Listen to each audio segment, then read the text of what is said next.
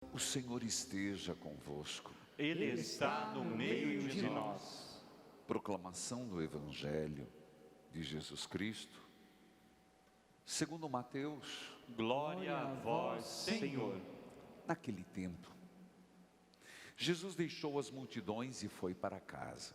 Seus discípulos Evangelho, aproximaram-se Mateus dele e 13, disseram: versículo 36, Explica-nos a 43. parábola do joio. Jesus respondeu: aquele que semeia a boa semente é o Filho do homem. O campo é o mundo. A boa semente são os que pertencem ao reino. O joio são aqueles que pertencem ao maligno. O inimigo que semeou o joio é o diabo. A colheita é o fim dos tempos. Os ceifadores são os anjos.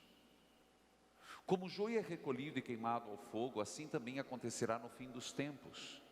O Filho do homem enviará os seus anjos, e eles retirarão do seu reino todos os que fazem outros pecar, e os que praticam o mal. E depois os lançarão à fornalha de fogo. Ali haverá choro e ranger de dentes. Então os justos brilharão como o sol no reino de seu Pai. Quem tem ouvidos, ouça. Palavra da salvação. Glória a vós, Senhor. Que a palavra de Deus perdoe os nossos pecados. Amém. Vamos juntos dizer: Jesus das santas chagas, Purificai-me com seu sangue redentor. Jesus das santas chagas, Purificai-me com seu sangue redentor. Jesus das santas chagas. Purificai-me com seu sangue redentor. Queridos filhos e filhas, a clareza do texto de hoje, e para quem é de missa diária, Homilia. aconteceu o seguinte: 3 domingos. Primeiro domingo fala sobre o reino dos céus. O primeiro domingo foi sobre o semeador saiu a semear. O segundo, joio. E domingo passado, a pérola preciosa. O que a liturgia fez? Pegou os evangelhos dos 3 domingos e colocou ontem, hoje e amanhã. Como que é tão importante esse texto, é tão significativo e tão esclarecedor esse texto, que se repete também nessa tríade. Ontem, parábola do reino, hoje parábola do reino, amanhã parábola do reino. Se a igreja fez isso, e a igreja milenar, é sinal de que o tema é pertinente a todos nós. Mas o que nos reserva hoje é, supondo a parábola, já a explicação. E é para isso que vamos. É impressionante nós observarmos o texto de hoje, a própria explicação de Jesus sobre a parábola. Quando os apóstolos pedem, então vamos lembrar o que Jesus falou e ao mesmo tempo já aplicar a nossa realidade. Dizer e entender que o Filho do homem, Jesus, o Verbo encarnado, nosso Deus e Senhor, nas suas santas chagas, dolorosas e gloriosas, de onde verte o sangue sagrado, que faz a grande redenção de toda a humanidade, porque todos fomos recapitulados, todos fomos salvos no Cristo. Ele é quem semeia a boa semente. De Jesus só vem o bem, do Senhor só vem aquilo que edifica o homem e a sociedade. O reino dos céus é isso, essa dualidade do já e ainda não. Seria um equívoco nós pensarmos que toda a nossa força, é um equívoco, todo o nosso empenho, nossa oração, nosso agir, é só em vista do reino dos céus pós a morte. É um equívoco, como se tudo fosse depois, Então, se assim fosse, cruzemos os braços e vamos ficar quieto. Quanto mais quieto, menos pecamos. Vamos ficar quieto, porque estando quieto, menos ofendemos outros, não é? Porque é uma verdade. Quanto mais você se expõe, e o Papa Francisco foi de uma delicadeza tão grande, quando ele disse isso, que quanto mais a gente se expõe, mais comete o perigo de errar, não é verdade? Do que alguém que não faz nada. Veja, gente, vou dar um exemplo. É difícil pregar, é difícil ver pessoas que vêm pregar aqui. Você vai dizer, por que é difícil? É difícil porque a gente que está exposto, ainda mais numa televisão, no rádio, na internet, qualquer deslize teológico, você não acredita. Qualquer pisada, assim, não é maldade, um ato falho, uma palavra fora de contexto, meu Deus, a casa cai. Acredite no que eu estou falando, a casa cai.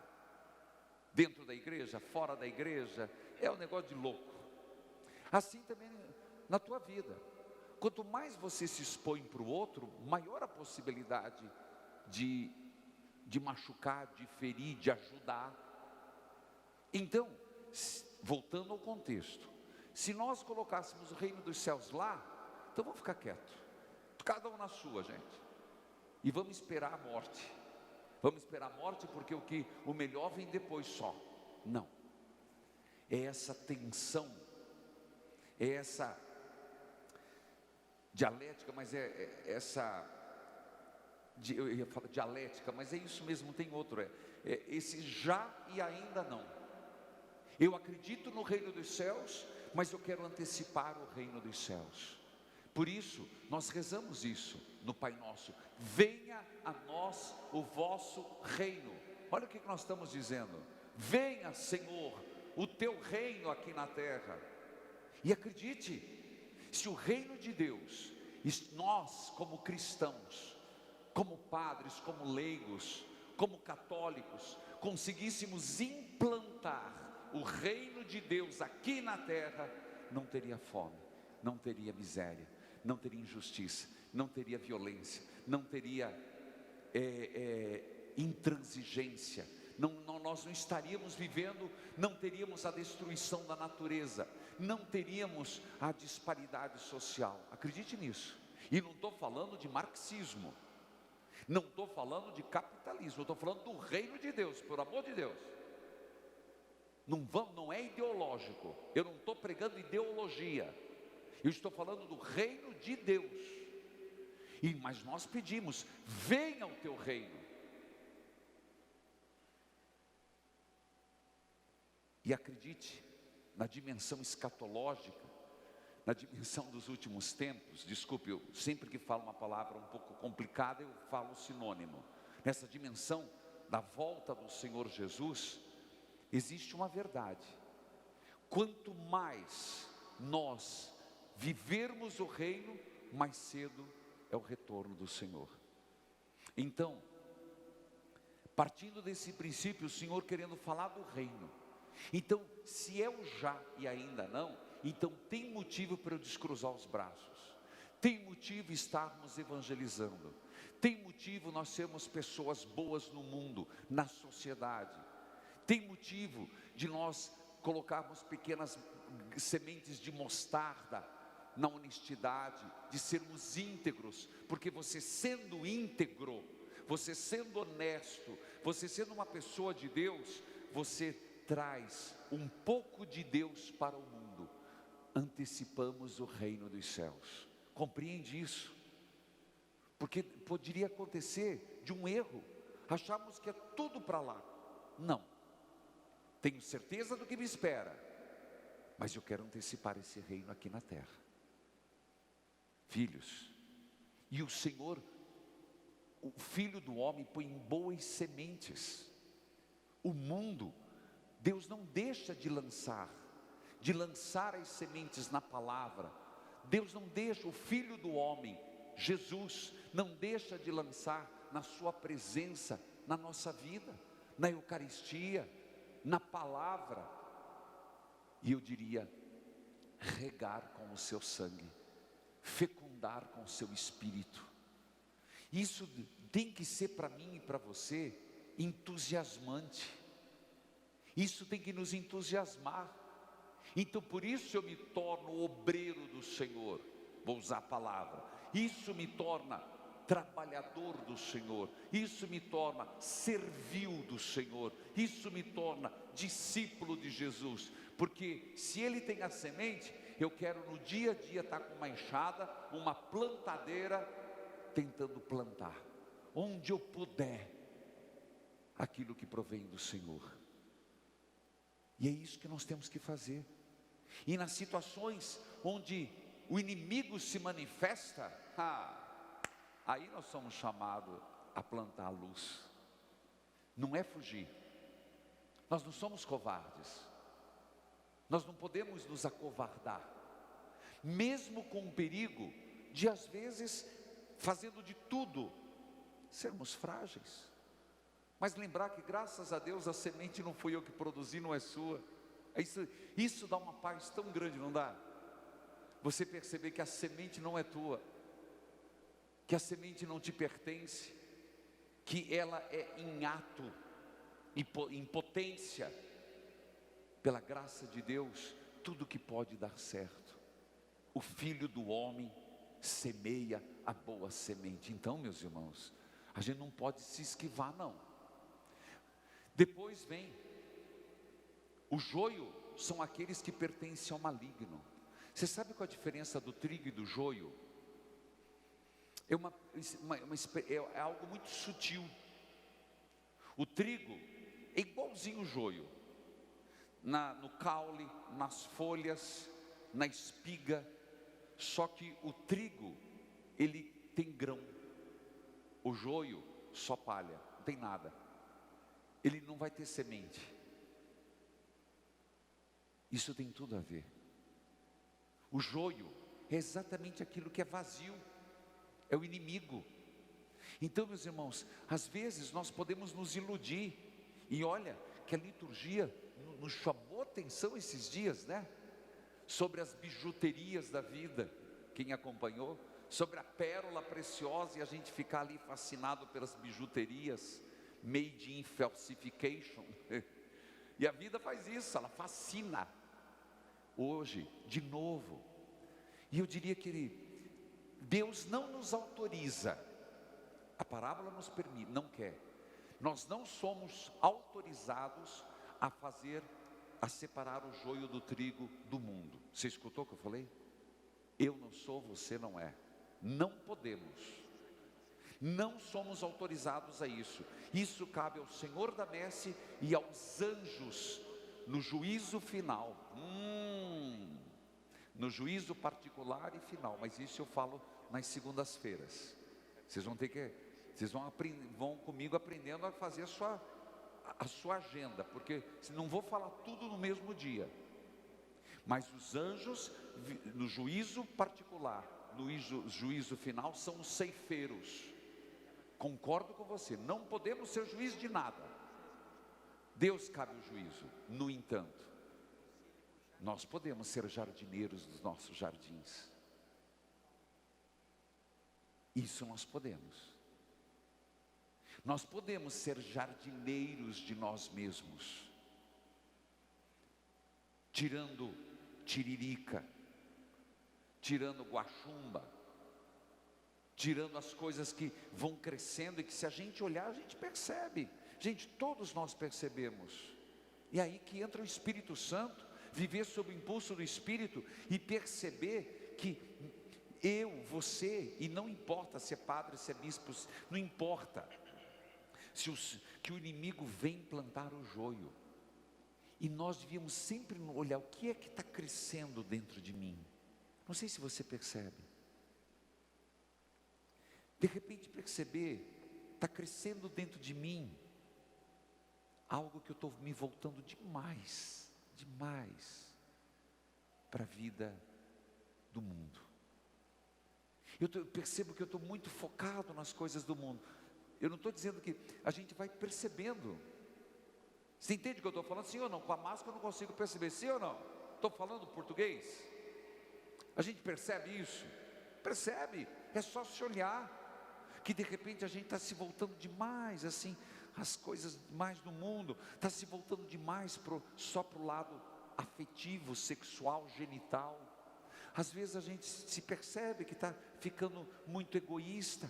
De repente você consegue perceber, olha, aqui está brotando uma tristeza, está crescendo essa tristeza, e você em tempo não deixar crescer mais. Isso chama-se autoconhecimento, autodomínio. Não estou falando autoajuda, não estou falando de autoajuda não, meu filho, estou falando de autodomínio, estou falando de uma virtude, de nós nos termos, mas para isso, nós precisamos rezar, meditar. Por que eu estou criticando a autoajuda? Porque autoajuda é uma palavra da moda, mas o que é antigo da nossa igreja e é espiritual? Autodomínio, autoconhecimento, com a meditação, com a oração. Então, aí o que a gente faz? A gente vai lá e começa a tirar a força. Começa a tirar a força daquilo, mudar pequenos hábitos, mudar pequenas atitudes. Porque você vai dizer, mas não é assim. Claro que é assim. Um ato repetitivo pode se tornar um vício ou uma virtude. Repete muitas vezes o ato.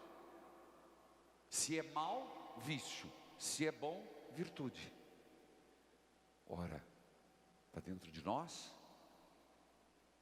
O inimigo que semeou o joio é o diabo. Meus irmãos, você pode ter certeza. A gente está dormindo e o diabo semeando. Deus semeia, o diabo também semeia. Se não somos autorizados a tirar dos outros, cortar ninguém, mas jardineiros de nós mesmos, sim. Eu sempre gosto de pensar que nós sempre temos que ser um jardim bonito. Não estou dizendo que sempre vai ser florido, porque mesmo quem tem um jardim bonito em casa, nem sempre tem flores. No inverno, raramente. Não quer dizer que nós vamos estar floridos. Nós podemos passar por desertos, nós podemos passar por invernos, mas pelo menos o jardim limpo. Nós precisamos ter um jardim interior para cultivar as coisas boas de Deus. Isso nós podemos fazer. Se não fazemos, é por preguiça. Verdade, preguiça. Se não fazemos, é porque não achamos importante. Filhos queridos, o grande problema é que nós somos responsáveis por nós mesmos. E às vezes nós queremos jogar isso para Deus. Hoje na leitura orante, que foi de Êxodo, capítulo 17, não sei quem acompanhou, quem não acompanhou, tem às 5 horas no YouTube, Padre Manzotti, ou as reprise, às 5 horas já está no YouTube, e à noite tem o reprise, tem lá, as murmurações do deserto. Gente do céu, Deus acabou de tirar o povo do Egito, fez esse povo, para lá. O faraó certas vezes disse, vocês podem ir, mas vão só os homens.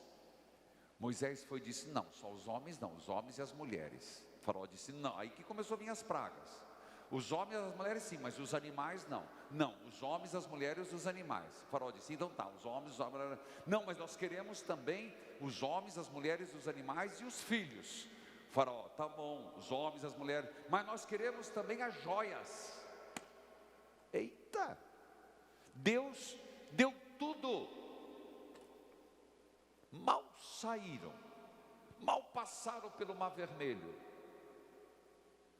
começaram as murmurações. 3, vou citar. Senhor, por que nos tiraste do Egito para morrer aqui de fome? Deus manda maná. Não manda só pão, manda carne, codornizes. Chegaram em Meribá e Massa, lugar da reclamação, que assim é chamado. Senhor, nós estamos morrendo de sede. E no texto de hoje, veja o que o ser humano faz. Primeiro, ingratidão.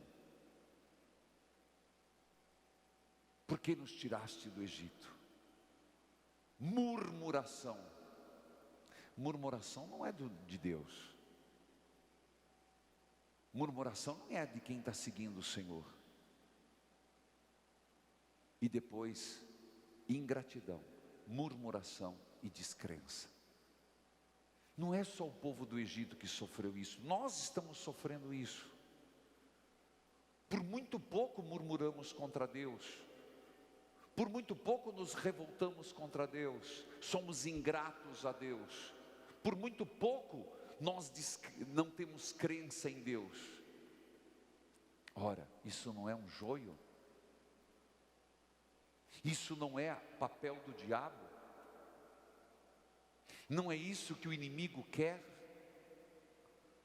Portanto, meus irmãos, a parábola é do joio do trigo.